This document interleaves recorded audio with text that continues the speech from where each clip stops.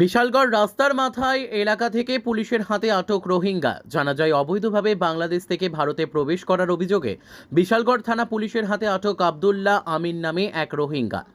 বিশালগড় থানা পুলিশ প্রথমে আব্দুল্লাহ আমিন নামে এক ব্যক্তিকে আটক করে বিশালগড় থানায় নিয়ে আসেন।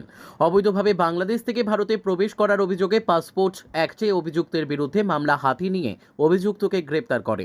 জানা যায় লোকসভা নির্বাচন চলাকালীন সময়ে ভারত বাংলাদেশ সীমান্তবর্তী এলাকায় 144 ধারা জারি করা হয়েছে।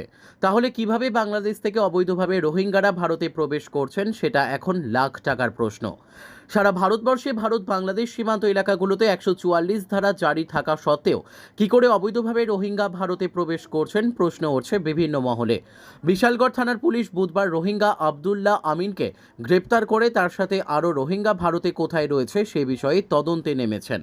অবৈধভাবে রোহিঙ্গা ভারতে প্রবেশ করার পথে কারা জড়িত রয়েছেন সেই বিষয়ে তদন্তে নামছেন বিশালগড় থানা পুলিশ। আজকে আব্দুল্লাহ আমিন নামে একজন রোহিঙ্গা, তাকে আমরা গোপন সূত্রে খবর পেয়ে আমরা বিশালগড় রাস্তার মাথা এলাকা থেকে ওকে আটক করা হয়েছে। স্যার, প্রাথমিক জিজ্ঞাসাবাদে কি কোনো তথ্য পেয়েছেন মুখ থেকে? তো প্রাথমিক জিজ্ঞাসাবাদে তো এটা ওর থেকে প্লাস আমরা ইনকোয়ারিতে এটা স্পষ্ট যে ও রোহিঙ্গা ন্যাশনাল এবং সে ভারতে অবৈধভাবে প্রবেশ করেছে।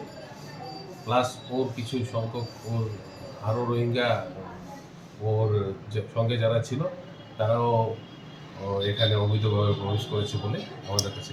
Bureau report, news daily Bharat.